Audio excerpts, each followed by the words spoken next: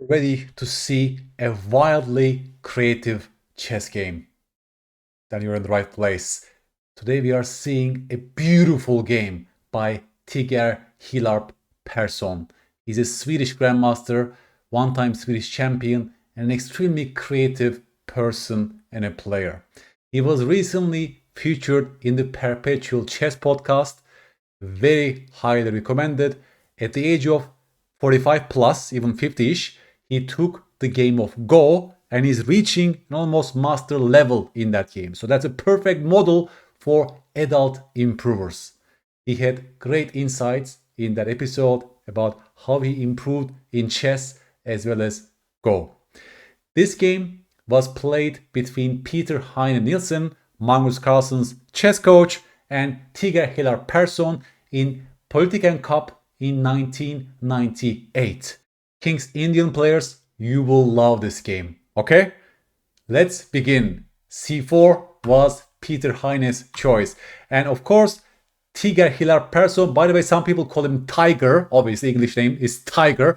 Hillarp Persson is also an expert in the modern defense. He wrote a book called Tigers Modern, I believe. So he's an expert in, let's say, those structures. And again, his creative side is shown in handling those structures with black. He's avoiding the mainline theory slightly, but he is venomous ideas also in a middle game. Tiger is a great player when it comes to dynamic play. That's his strong side. He's very much interested in the relationship between material, quality, and time. Tiger recently wrote a book called Tiger's Chaos Theory. He claims that creativity is a trainable skill.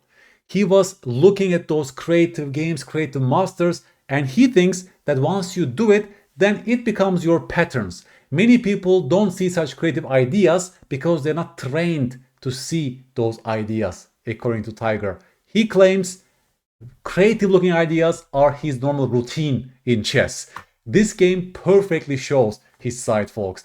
This game now transposes to the mainline King's Indian defense, right? Mainline defense, d5, white has a space advantage, but black later on wants to expand on the king side and attack on that side of the board.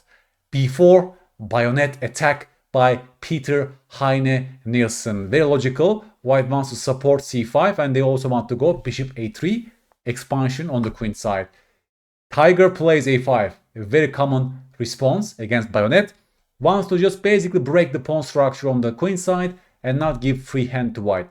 Peter plays bishop a3 and Tiger plays knight h5. Already here, he's hinting at knight f4. The drawback of the bishop leaving that diagonal is that knight f4 becomes an option for black. You can remember knight h5 idea like this, folks. Okay? c5, of course, white wants to clearly play on the queen side. The pawn chain was pointing towards the queen side. Sorry, the pawn chain is like this. And obviously they're supporting the break c5 on the queen side. So it becomes a race. As you know, in the King's Indian, black wants to mate the white king usually on the king side, while white wants to divert them by queen side play. A takes b4, bishop takes b4. Very typical reaction as well. And now comes knight f4. Very interesting idea. The knight becomes an excellent piece, putting pressure on the bad bishop on e2. But aren't we giving ground to white on the queen side?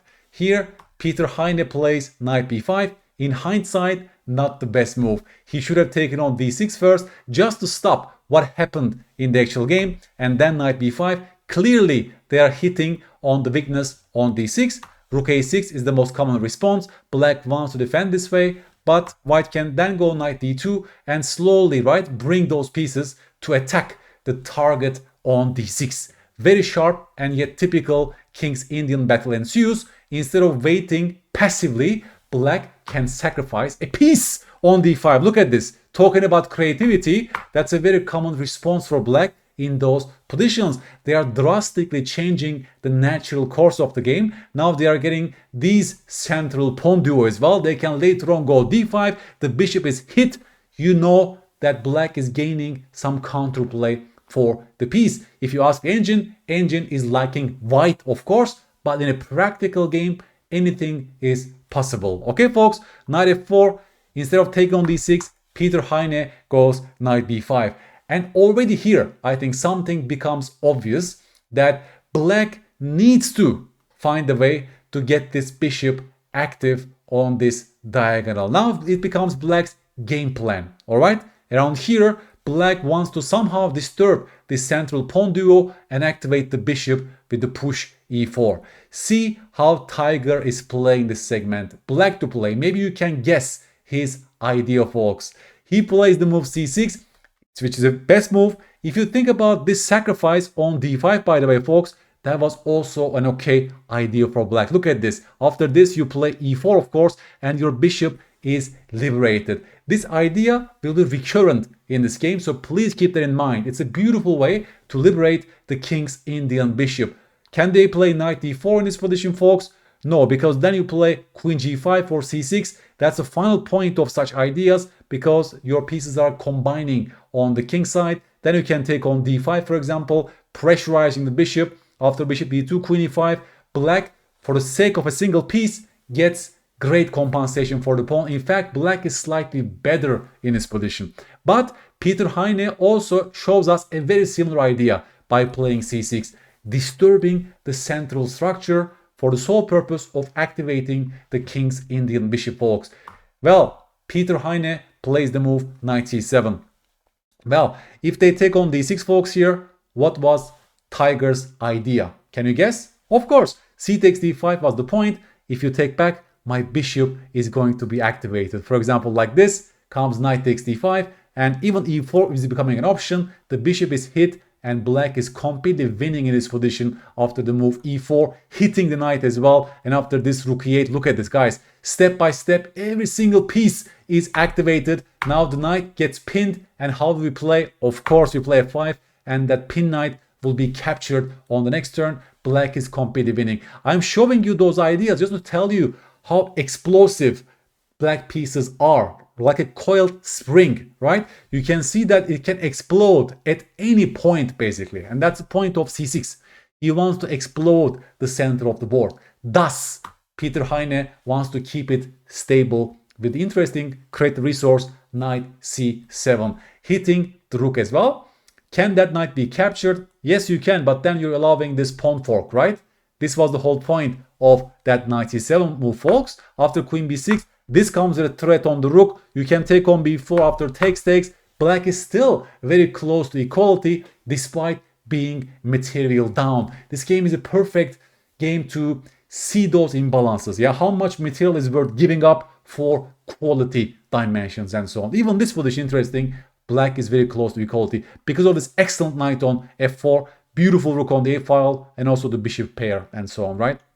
But Tiger is more creative than this. He doesn't take that knight on c7 and he plays, bam, the sacrifice on d5. This was our goal in those positions. This was one of the key ideas of the move c6. In fact, look at this beautiful move.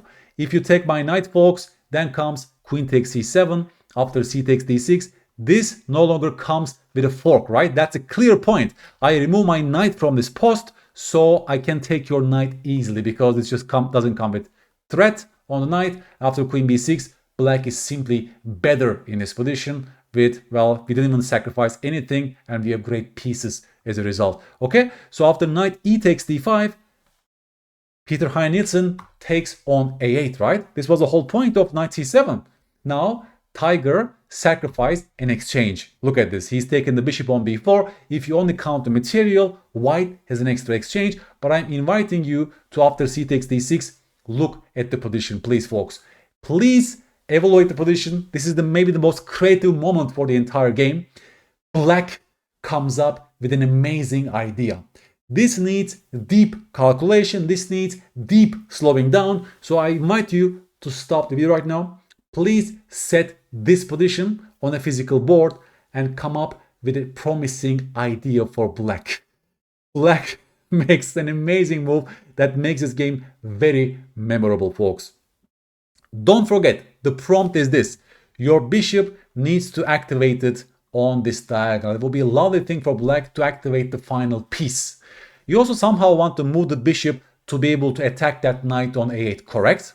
You want to capture that knight back, at least get the material back. Okay, given this orientation phase, what are some of those options for us? Put it this way. And you're a great player, folks, if you found the best move, Tiger's amazing bishop f5. I mean, imagine making moves like this in a classical game, right? What a joy this is. This is what creativity is all about. For many of us mortals, this is a simple blunder. This move is not even in our radar, basically. What's going on here? Are we just giving up the bishop for nothing? But a master, a creative master, sees further. Well, in the actual game, Peter Heine played the move a3. What was wrong with e takes f5? What if they take the bishop? And comes the beautiful King's Indian bishop's power, folks. This move comes up with a couple of threats.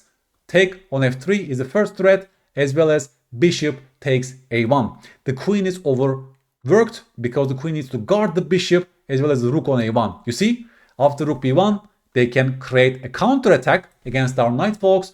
Then comes the beautiful move knight b d5. Because this also creates this beautiful fork on c3. Look at that. Plus, this becomes an option, not to mention this followed by this. And white is helpless to deal with all these threats. The only move is bishop c4. At the very least, I can take the knight on f3, and then I can take your knight on a8. If you count the material, black has two minor pieces for the rook. Black has the material advantage, folks. Look at this. So that's the first point of bishop f5. If you take on f5, which was the best move, by the way, then after e4, white needs to find this resource of rook b1 and bishop c4 to survive. And maybe not even survive. Black is slightly better in that position. Objectively, black is better here, folks.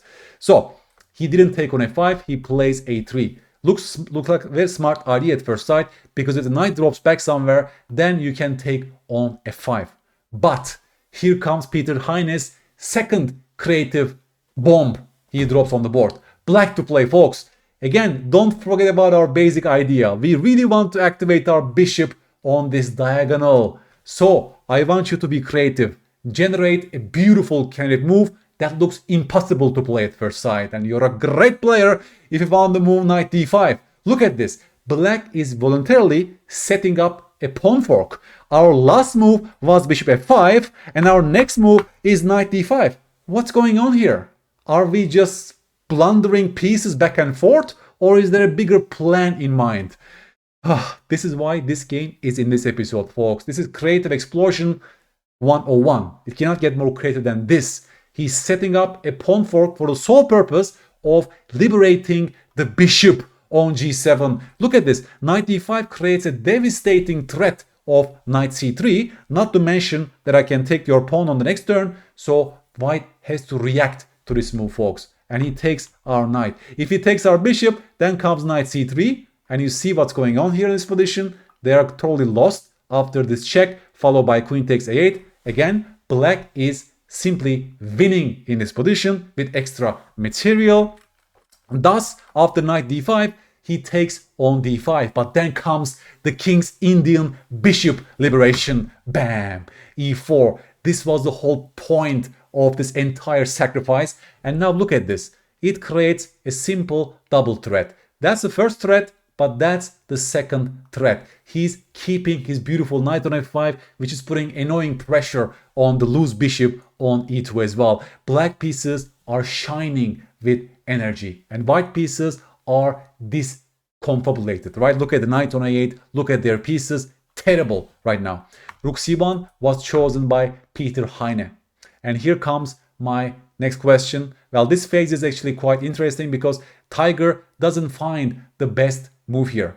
Tiger simply takes the knight on a8. But can you find a better solution for black, in fact? Right now, black should have cashed in and won some material, folks. And for some reason, he doesn't go for this line. I take your bishop with check, and then I attack your knight. I take your knight with tempo on the queen. Thus, after takes, black is emerging with the bishop pair versus the rook.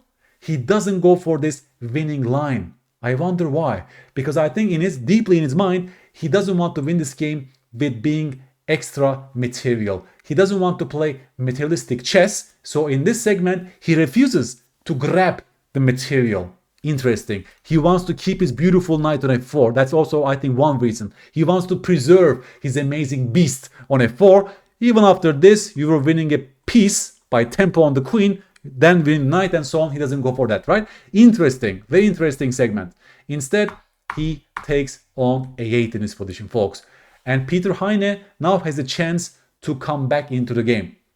He doesn't find the best move. The best move is knight h4 because he's preserving his knight while also hitting the bishop on f5, folks. And again, if you drop back the bishop to d7, white can take on c6, for example, and after g3, white is disturbing this strong knight on f4. And if you count the material right now, folks, white has an extra exchange. But again, given black's beautiful pieces, the exchange is not felt.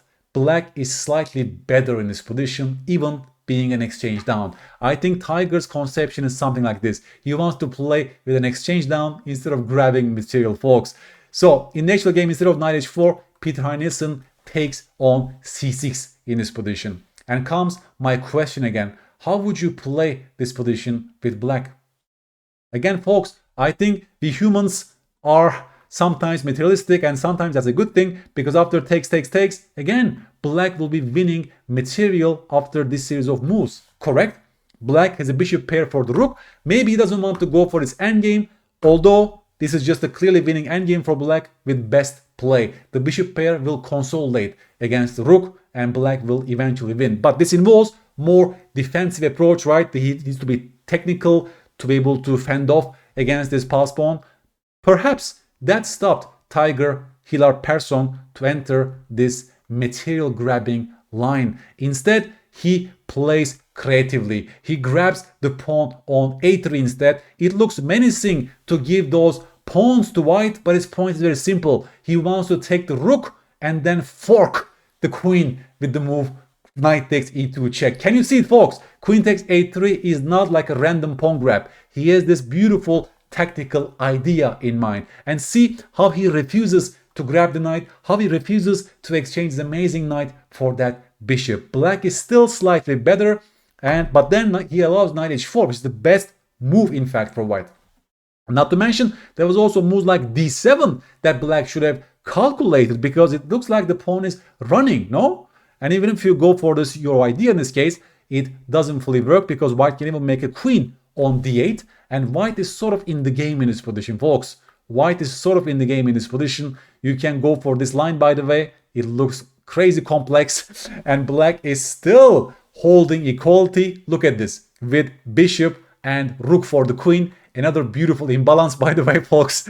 Right, knight h4, and look at this position. How do you judge a position like that, right? The machine gives 0, 0, 0, 0, but I'm sure Tiger, Hillarp, Persson will love to take this position with black again, right? Very creative approach, and maybe black can swindle his way to victory from this position. Interesting imbalances, okay? Queen takes a3, Peter Heine Nielsen plays knight h4 instead. Now he doesn't want to give up his knight anymore. So black accepts to play with material down. He goes bishop e6. If we count the material, white has an extra exchange in this position, but given we have this amazing, beautiful King's Indian bishop, given we have this amazing knight on f4, please observe the black pieces, and please observe the compensation in this case for black. Black has almost full compensation for the material deficit, folks. He goes bishop c4 because he needs to find a way to parry this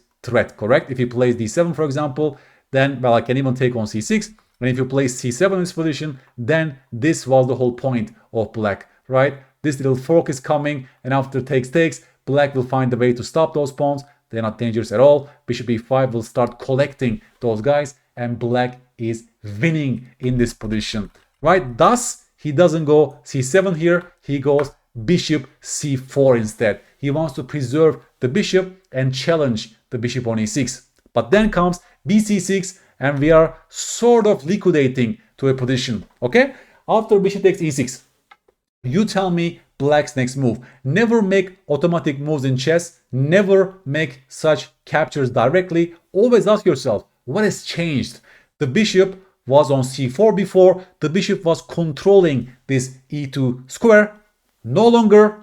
Can we exploit that? And yes, we can.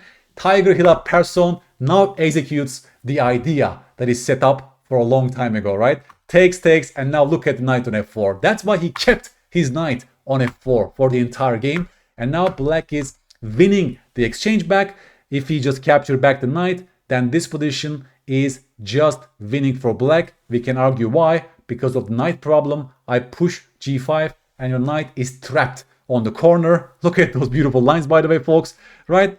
So after knight takes c1 this position, he doesn't recapture, but he saves the bishop with the move bishop d7. Bishop f5 was even better, by the way. That's an insanely disgusting looking engine defense because he's attacking the pawn on e4 instead. And if you take the bishop, then this knight becomes a great piece on h4, putting pressure on the pawn on f5. White will be slightly better in this position. But of course, after bishop f5, we don't need to capture on f5. Black should have played knight b3 with an advantageous endgame. Even in this position with some knight forks is becoming imminent. Okay?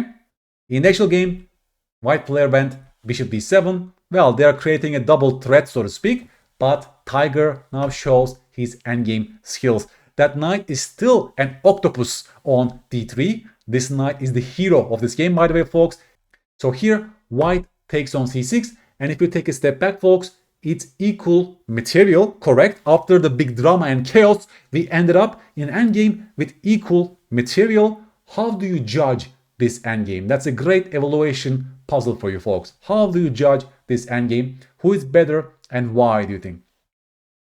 Folks, because of the knight problem on h4, black has a better endgame, also has a better pawn structure. This pawn on d6 can become a liability for white at some point.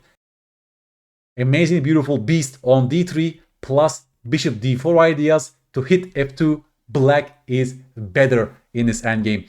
Tiger played the move f5, which is very logical, of course. Bishop d4 was even stronger with this idea of knight takes f2 check. For example, white has no easy way to guard the pawn at f2. If they play king g1, then we enter this line, folks. Look at this. Takes.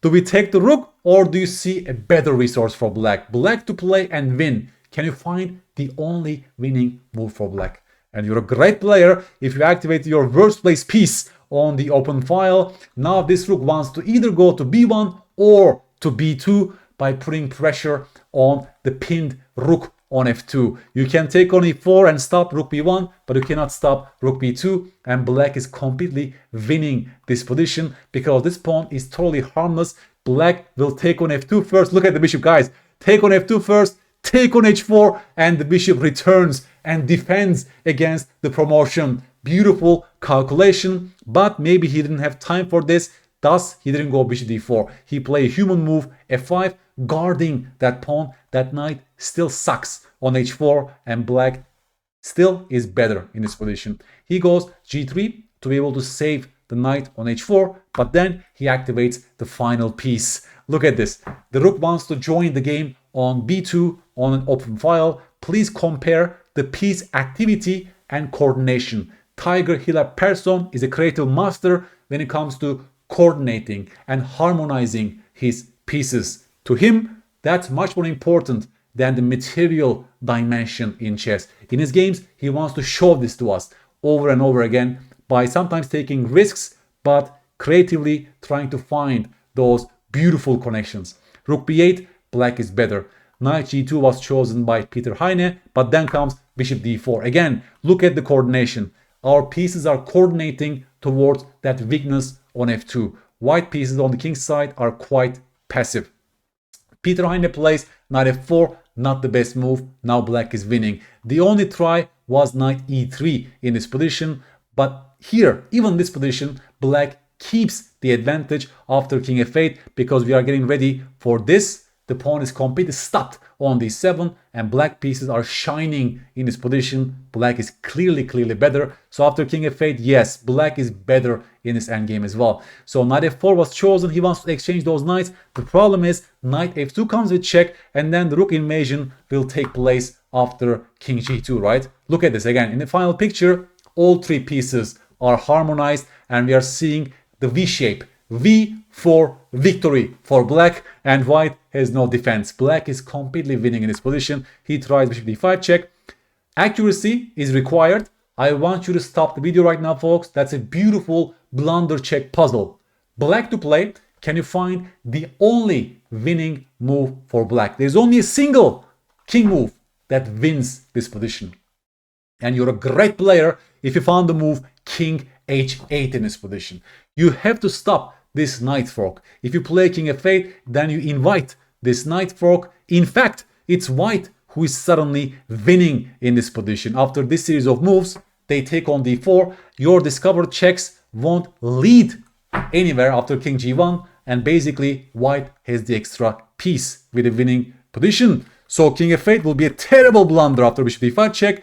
The same goes for king g7, folks. You're inviting knight e6 check with the same shenanigans in this position. All right, in this case black can save a draw after this and rook d2, but this requires real calculation, and after d7, for example, you need to find the move king e7 to survive, right? But black only has equality in this position. So after bishop d5 check, the only move that wins is king h8, because this pawn can easily be stopped in this position, right?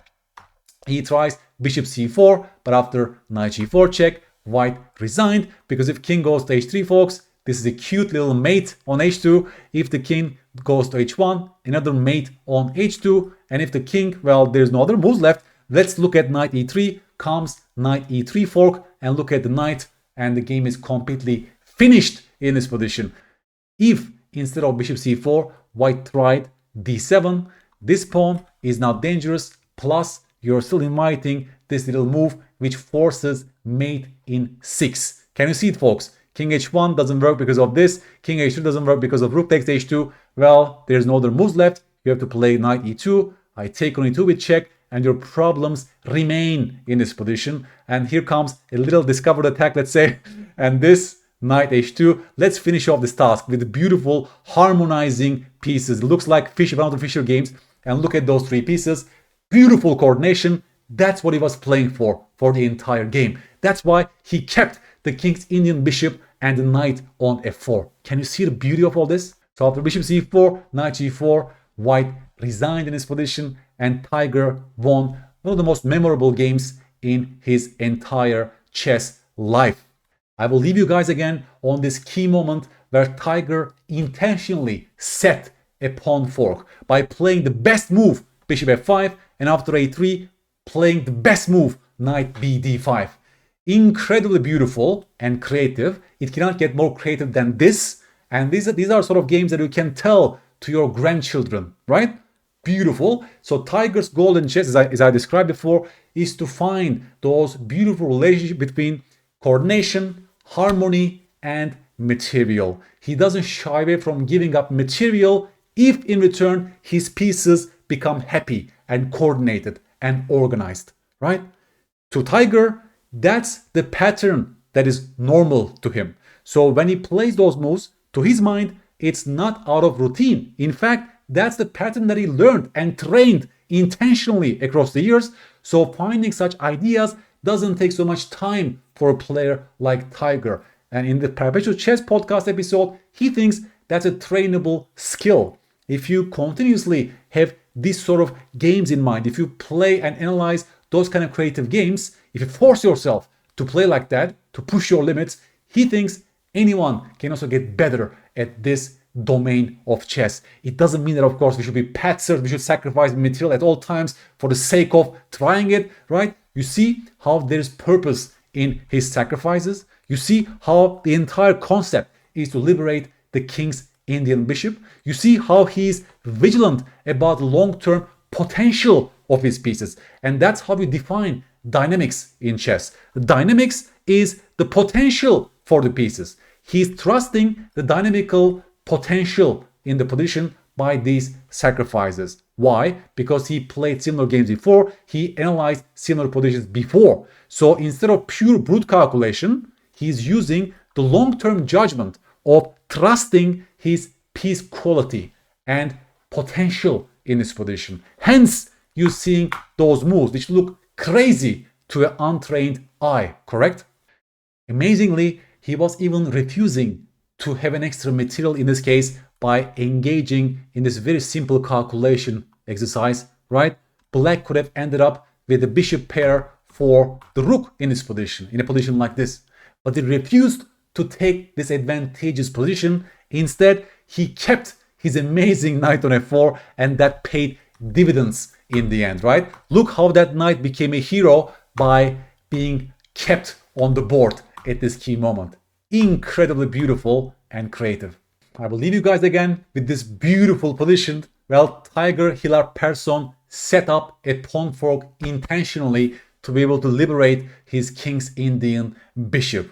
Please tell me your observations about this game, what you learned from this beautiful game, and what kind of lessons we can take to get better at this part of chess, where dynamism shines over materialistic concepts. To me, games like this show the true depth of this beautiful game. Cannot be reduced to simple materialistic elements, that there's true beauty in the depth of the game, that even the engine is telling +1, sometimes more than that. In a practical game, we can outplay our opponents by trusting our piece coordination and quality. Okay, folks, expecting your feedback, what you learned about this game, please write to me on YouTube. If you like this video, please give me a like and subscribe so I can produce similar content for you. I'm here to help you get better in this beautiful game, and I will catch you on the next episode. Bye-bye.